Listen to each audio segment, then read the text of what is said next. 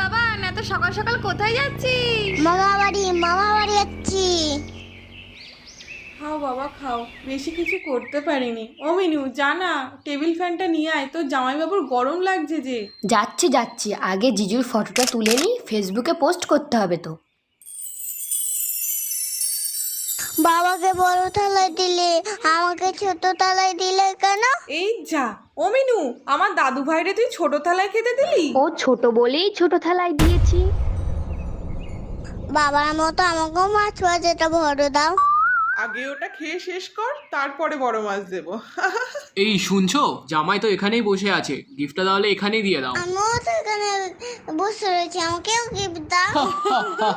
তাহলে তুই বিয়ে কর, তোর শ্বশুর বাড়ি থেকে অনেক গিফট পাবি। বিয়ে? ঠিক আছে, তাহলে আমি কালকে বিয়ে করবো। তাহলে আমি অনেক গিফট পাবো তো।